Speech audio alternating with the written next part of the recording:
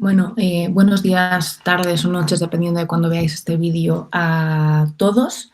Yo me vuelvo a presentar, soy Begoña Leizola, soy la tesorera de la Asociación de Debate de la Universidad de Salamanca y hoy vengo a daros una formación relacionada con el formato de debate académico y en concreto con las posturas de primer y segundo refutador dentro del formato.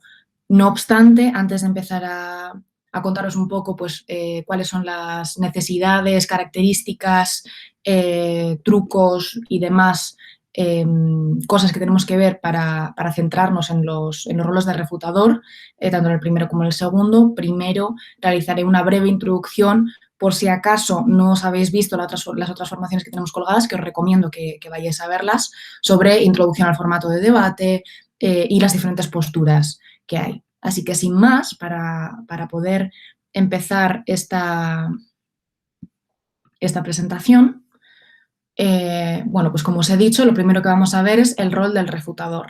No obstante, hay una formación específica para cada uno de los roles, es decir, una formación para los introductores que se incluye en la formación general que tenemos de debate académico, la primera que realizamos, y luego Bryce, mi compañero, que es el que sale en esta foto, o también subió una formación acerca del rol de conclusión en debate académico. No obstante, vamos a recordar algunos conceptos antes de empezar, ¿no? Entonces, tenemos que tener en cuenta que el debate académico, a diferencia del formato de debate parlamentario, se centra en que haya una única pregunta por torneo y siempre es una pregunta sobre un tema de actualidad y que normalmente ha estado sujeto a cierta controversia, a cierto debate en la actualidad política o simplemente en la actualidad de la opinión pública. En este caso, por ejemplo, un ejemplo sería: se debería liberalizar el sector del taxi en España, pero, por ejemplo, en el torneo que nos atañe, ahora de cara, pues, para lo que están organizadas estas formaciones, pues podría ser, debería nacionalizarse el sector de la energía en España, ¿no? Siempre son temas que dan lugar a puntos de vista muy diferentes y a argumentaciones que no necesariamente tienen que ser siempre o económicas o políticas, sino que hay cierta variedad de argumentaciones que se pueden realizar.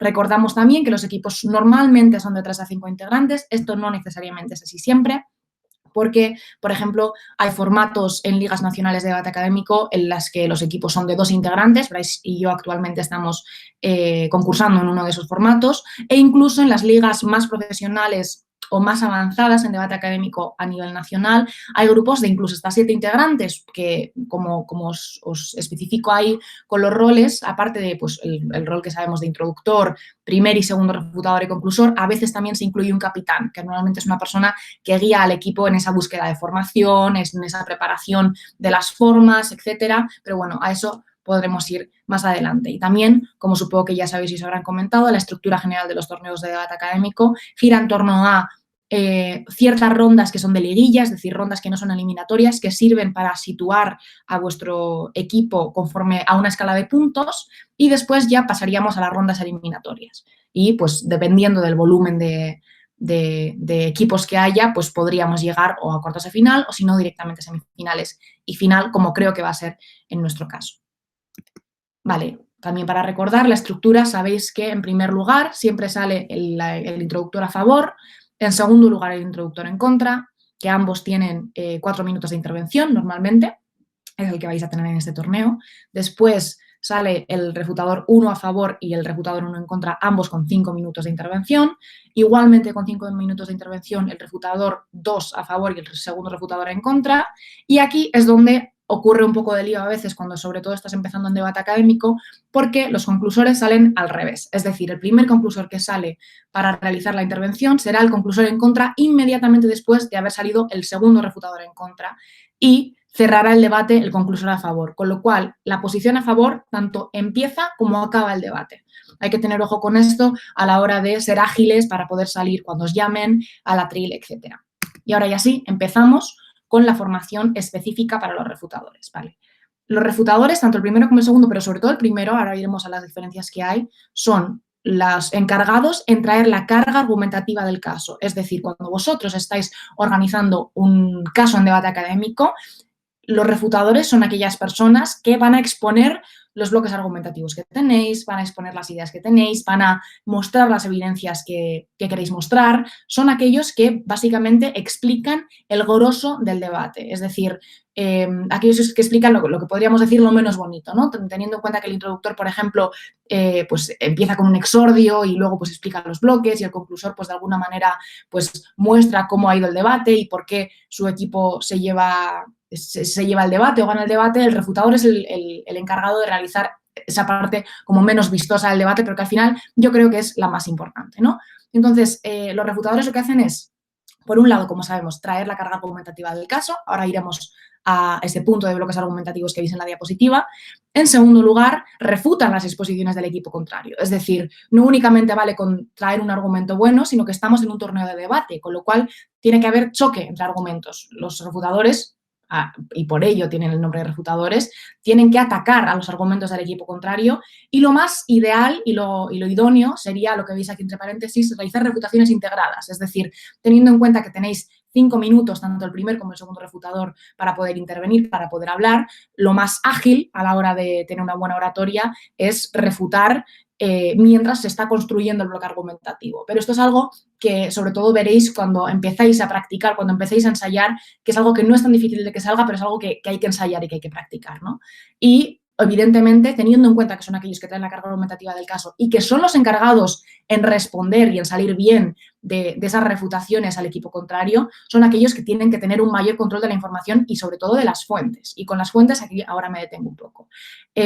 Cuando se está buscando información, evidentemente lo ideal sería que todo el equipo buscase una información de manera conjunta y que todo el equipo se empapase al mismo nivel de lo que es el tema del debate. Pero esto es algo que normalmente no necesariamente tiene que ocurrir, pero sí algo que es obligatorio y algo que tiene que ocurrir sí o sí, es que los refutadores dominen el tema, dominen tanto el tema a favor como tanto el tema en contra. Se empapen muchísimo de lo que se está hablando y esto requiere no solamente un entendimiento de los bloques argumentales que diseñe su propio equipo, sino que también requiere un entendimiento del tema en profundidad. Esto se hace durante el tiempo de preparación, antes incluso de empezar a reorganizar y antes de empezar de montar los bloques argumentativos, empaparse del tema leyendo noticias, incluso viendo documentales, viendo vídeos, es decir, cualquier tipo de fuente de información que pueda haceros que os creéis una especie de idea global de qué es aquello de lo que vais a hablar, para así poder, sobre todo, prepararos para cuando se hagan interpelaciones, que esto es algo a lo que iremos más adelante. Y subrayo las fuentes porque no solamente vale tener una información y manejar una información a nivel usuario, es decir, saber qué es lo que pasa y entonces poder responder con no, pero yo sé que esta es una situación que está ocurriendo actualmente y entonces te respondo de esta manera, no. Los refutadores también tienen que tener control de dónde sacan la información. Con lo cual, cuando a nosotros nos preguntan o cuando incluso estamos exponiendo nuestro caso, los refutadores tenemos el deber no solamente de establecer la información relevante y pertinente que creemos que muestra y ejemplifica muy bien nuestros bloques argumentativos, sino también de defender y exponer de dónde sale esa información. En la formación de Pilar, en la última formación de nuestro bloque de formaciones de data académico, ella os hablará sobre todo de pues, cuáles son las fuentes más pertinentes y más relevantes y de qué manera se pueden buscar, ¿no? Pero sobre todo tener muy en cuenta que hay que saber de dónde viene esa información porque incluso nos lo pueden preguntar. Y a esto iremos ahora. Como os he dicho, normalmente el diseño de los argumentos, para hacerlo de manera más intuitiva y sobre todo de manera más ordenada, incluso para la propia exposición que tenemos los refutadores, tiene que ser por bloques argumentativos normalmente, no necesariamente, quiero decir. El orden de la manera en la que nosotros exponemos es algo libre, pero también es bastante más fácil diseñar a través de bloques argumentativos, a través de cierta organización sistemática, sobre todo de cara a que los jueces, que normalmente y que además no tienen la obligación de saber sobre el tema al que estamos exponiendo y no deben tener en cuenta la información previa que ellos tienen antes de entrar en el debate sobre ese tema, los jueces van a agradecer mucho que sigáis un orden. Y entonces esto normalmente se hace siempre a través de bloques argumentativos. Aquí, entre paréntesis, os pongo pues, el bloque social, bloque político, bloque internacional. No necesariamente tiene que tener un nombre que sea, por ejemplo, el bloque legislativo, el bloque económico.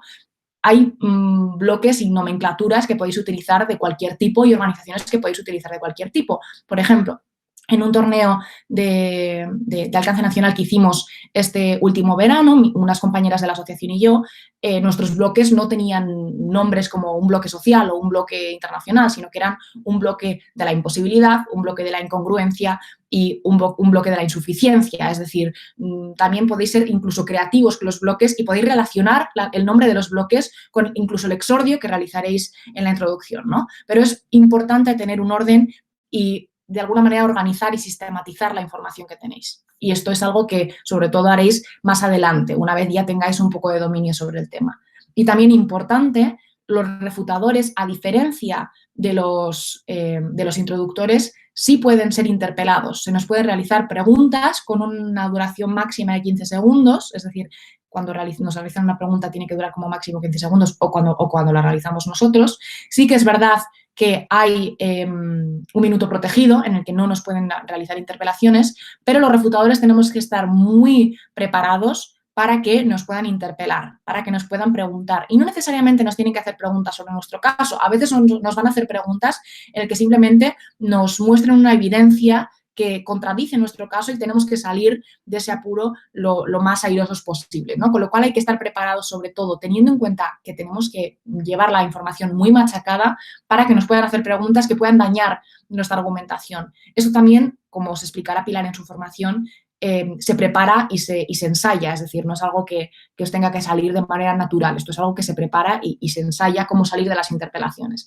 Y, bueno, a esto iremos más tarde, pero independientemente de que os hagan interpelaciones e independientemente de que los refutadores, pues como ahora iré, son turnos pues eminentemente más agresivos, nunca hay que perder las formas ni cuando se realiza una interpelación, ni cuando se concede, ni cuando se responde. El debate académico, como sabemos, es más elegante de lo que podría ser, por ejemplo, el debate parlamentario. Ahora sí, vamos a centrarnos en cada una de las dos posiciones de refutador. Y en primer lugar, como no podía ser de otra manera, tenemos la posición del primer refutador. Os recuerdo que tanto el primer como el segundo refutador tienen turnos de intervención de 5 minutos y el perfil del primer refutador, independientemente de que también pueda refutar y de que también hay cierta agresividad en la manera en la que habla, evidentemente pues dentro de las formas de debate académico, son personas que son más calmadas de lo que va a ser el segundo refutador.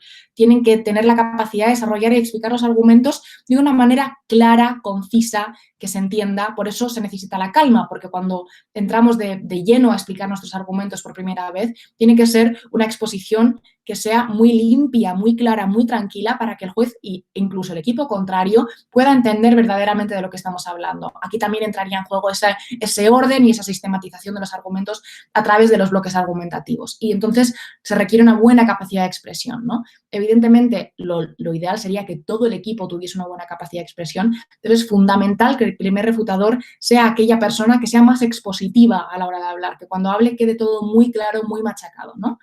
Entonces, como os digo, en este segundo punto, es un turno eminentemente expositivo, sobre todo en la postura a favor. ¿Por qué? Porque como recordamos cómo van saliendo las distintas posturas, pues primero sale el primer refutador y después del a favor y después el primer refutador del equipo en contra.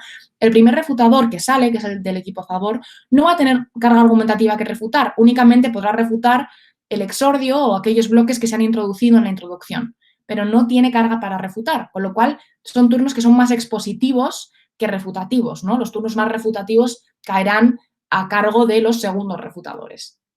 Y, como os digo aquí, pues lo que podéis refutar cuando sois primer refutador, si después, aparte de exponer, pues intentar de alguna manera ir limando o ir machacando un poco la argumentación del equipo contrario, es los introductores, que además yo recomiendo, si tenéis la posibilidad de refutar o de hacer alguna especie de guiño al exordio del equipo contrario, en el que de alguna manera se rebaje ese exordio, esto queda muy bien. Es decir, refutar los exordios, sobre todo de manera un poco jocosa, en poco tiempo, queda muy bonito y es algo bonito de ver, ¿no? En debate académico. Y también, pues, cuando sois el primer refutador en contra, ya tenéis carga para refutar al primer refutador a favor, ¿no? Que ha sido el que ha salido. Y, como siempre os vuelvo a recordar, no hay que olvidar las formas, independientemente de que pueda haber momentos pues más agresivos, ¿no? Más subidos de tono en el debate académico. Y ahora, el segundo refutador, también os recuerdo, 5 minutos, pero aquí sí, como ya tenemos carga argumentativa que refutar, como ya han salido el primer y el segundo refutador, ya se sabe un poco cuáles son los argumentos que más chocan dentro de los dos equipos. El papel principal del segundo refutador es refutar la carga argumentativa del equipo contrario y también acabar de construir y de limar los bloques que nuestro primer refutador ha traído, ¿no? Porque puede que o no le haya dado tiempo a exponer todo o que haya ciertos argumentos que con la refutación del equipo contrario se hayan quedado un poco débiles y haya que volver a remendar para poder protegernos, ¿no? Y para poder explicar y demostrar verdaderamente que son argumentos válidos. Pero es un turno eminentemente, como os digo ahí, refutativo. Entonces, el perfil de los segundos refutadores es más agresivo, es decir, se requiere una persona que tenga la capacidad de verdaderamente tumbar y debilitar los argumentos del equipo contrario. Se requiere una persona que tenga la capacidad de análisis suficiente como para identificar que, teniendo en cuenta los bloques argumentativos que tiene tu equipo, qué es, a través de esos bloques argumentativos, de qué manera puedes captar las debilidades del equipo contrario. Con lo cual, no necesariamente es una persona que únicamente tenga agresividad y que sea capaz de responder muy rápido a las cosas, sino que tiene que tener una capacidad analítica para saber dónde están las debilidades del equipo contrario. Y eso es algo que a mí me parece que es algo bastante bonito de hacer, ¿no? Como os vuelvo a decir, son oradores agresivos, digo somos porque yo suelo ser segunda refutadora, pero no hay que olvidar las formas del debate académico, es decir, no se nos puede ir muy de las manos esa agresividad, cosa que a mí a veces me pasa. Y, como os digo, también el segundo refutador acaba de construir los bloques, aparte de refutar la carga del equipo contrario. Puede ser, por ejemplo, que tengáis 3 bloques argumentativos y vuestro primer refutador simplemente haya introducido los 2 primeros, os haya quedado a medias con el tercero, entonces podéis también utilizar parte de esos 5 minutos para cerrar los bloques, ¿no? Y además, yo os recomiendo sobre todo que si tenéis parte de la argumentación que cerrar, para dejar como un buen sabor de boca a los jueces, lo que podéis hacer es empezar refutando, soltar toda la carga refutativa que tenéis y después acabar esas refutaciones volviendo a construir vuestro caso para que cuando acabéis el turno quede como recogido esas ideas que os traía el primer refutador, ¿no? Y entonces quede más bonito y con lo último, con lo que se queden los jueces, no sea con el caso contrario, sino con el vuestro. Entonces, eso es algo que también jugaría a vuestro favor, ¿no? Y entonces, como os digo aquí, muy importante reconstruir la línea argumentativa. En esa reconstrucción que os digo de primero refutar y después construir, hombre, lo ideal sería que al final ya empezaseis a realizar refutaciones integradas con vuestro caso, ¿no? Entonces, si estáis refutando, sí, porque el equipo contrario o los compañeros del equipo contrario nos han dicho tal, tal y tal, cuando empecéis a decir y a refutar esa carga argumentativa, decís, vale, pero es que esto se relaciona directamente con este bloque argumentativo nuestro. Y entonces así acabáis cerrando con esos bloques argumentativos. Eso sería como la manera más ideal, sobre todo de responder al equipo contrario y de que los jueces, como os digo, se queden con un buen sabor de boca con el caso que ha traído vuestro equipo. Y ya, esto sería la exposición de los turnos de los refutadores, pero ahora vamos a aclarar algunas cosas sobre las formas, ¿vale? Porque no hemos hecho una formación sobre las formas en sí, pero sí que es importante que tengamos en cuenta ciertas cosas. Como sabéis, a la hora de hablar, a la hora de expresarse, entra en juego tanto el lenguaje verbal, la manera en la que hablamos, el tono de voz, la manera en la que incluso vocalizamos, las palabras que utilizamos y el lenguaje no verbal.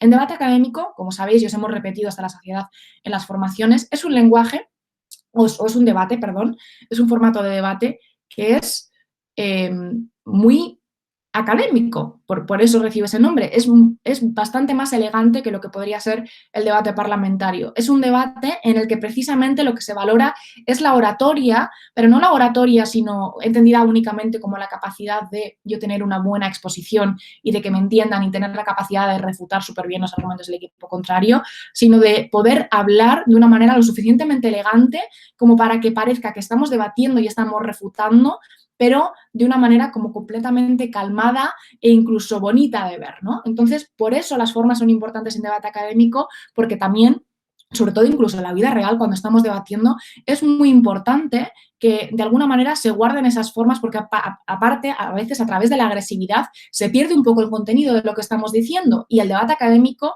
aparte de ser un debate que sí que tiene en cuenta el contenido, tiene en cuenta esa parte de belleza que tiene la oratoria, ¿no? Por eso son importantes las formas. Entonces, en primer lugar, algo importante que hay que tener en cuenta son pues, el lenguaje verbal, la manera en la que nos expresamos verbalmente, ¿no? Entonces, hay ciertas cosas que tenemos que tener en cuenta. Por ejemplo, el tono de voz. No es lo mismo y no va a hablar igual un introductor que un refutador que un conclusor, porque sus tareas y sus objetivos son distintos. Es decir, un introductor tiene el objetivo, uno, de llamar la atención del jurado y dos, de ser lo suficientemente polite pues, educado, de introducir el tema de una manera calmada y que se entienda, pero sin perder esa especie de atención pues, que se capta a través del exordio, ¿no? Tiene que ser alguien que genere interés en aquello de lo que vamos a hablar. Entonces, no hablará igual un introductor podrá ser incluso un poco más teatral a la hora de hablar, podrá hacer subidas y bajadas de voz,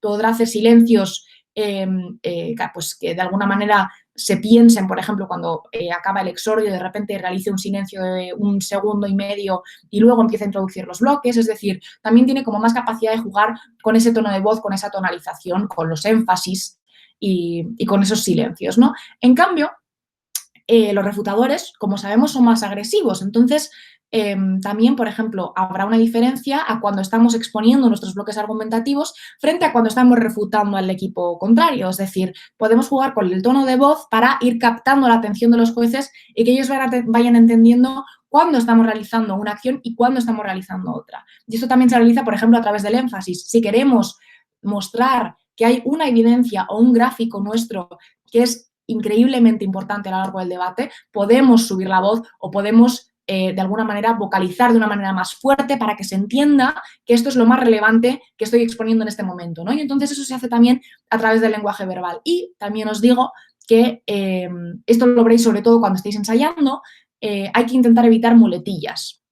Es decir, si estáis hablando, os estáis poniendo nerviosos y pues de alguna manera estáis todo el rato recurriendo a las mismas estructuras o a las mismas frases, a las mismas palabras, esto cuando estáis ensayando con vuestro equipo, que es algo que os explicará Pilar, y sobre las muletillas también os habló Celia en nuestra primera formación de todo el curso, que también la tenéis subida a YouTube, pues es importante que cuando ensayéis os identifiquéis los unos a los otros de vuestro propio equipo cuáles son esas pequeñas muletillas. Esto ya sería para limar esas formas. No es algo que sea necesariamente horrible ni que os vayan a penalizar por eso, pero ayuda a que esa oratoria sea más fluida, ¿no? Y luego, por otro lado, y ya por último, el lenguaje no verbal. Es decir, también es muy importante en académico la manera, y esto además se valora en las rúbricas de debate académico, la manera en la que dominamos el espacio.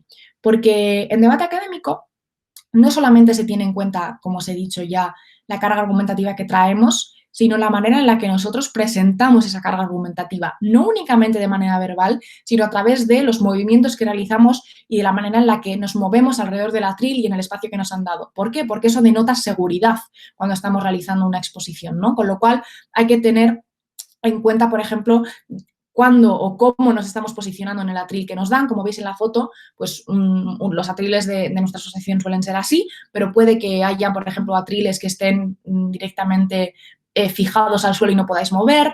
Pues dependiendo del espacio, yo primero lo que suelo hacer es identificar más o menos el espacio que tengo para moverme cuando entro en una sala en la que voy a debatir y entonces pues identifico de qué manera me puedo mover para que me sigan viendo los jueces, pero para que yo pueda estar a gusto, etcétera, etcétera. Si vosotros estáis más seguros detrás del atril durante toda la exposición, porque si no sabéis que os vais a poner nerviosos, os recomiendo que os quedéis donde vosotros estéis más seguros, porque os recuerdo que lo que se valora en el dominio del espacio es que tengáis seguridad. Es decir, si yo digo, vale, no, tengo que dominar el espacio, entonces en vez de quedarme todo el rato en el atril, voy a salir afuera para enseñar esta gráfica. Y entonces enseño la gráfica y se me está todo el rato moviendo la mano y estoy temblando muchísimo y entonces no denoto seguridad cuando estoy dominando ese espacio.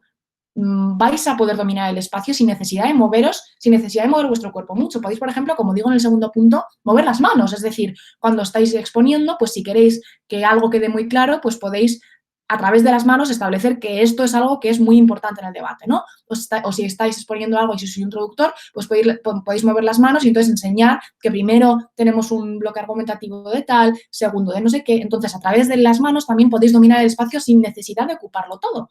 Y esto es algo que veréis sobre todo también cuando estéis ensayando de qué manera os sentís más seguros, ¿no? También la postura, es decir, pues evidentemente no podemos estar encorvados o no podemos estar de alguna manera pues un poco rezagados o con los brazos cruzados, es decir, tenemos que tener una postura que sea abierta, es decir, con las manos abiertas, que invite a que nos escuchen y a que nos miren, ¿no? Porque también es parte de la persuasión del debate académico. Y también os digo aquí, podéis tener un elemento de seguridad, es decir, si estáis empezando a debatir y os sentís inseguros cuando estáis exponiendo, podéis coger, por ejemplo, aunque no es recomendable que lo hagáis de largo en toda vuestra trayectoria de debate académico, porque lo más natural y lo que mejor se valora es que vosotros mismos, con vuestro propio cuerpo, pues os estéis seguros como tal. Si os ponéis muy nervioso, podéis, por ejemplo, coger un boli y entonces exponer con un boli en la mano y eso os da seguridad. O si, por ejemplo, cuando vais a exponer un gráfico os tiemblan mucho las manos, podéis, por ejemplo, plastificar el gráfico y entonces ya no vibra ese papel y entonces eso os da seguridad.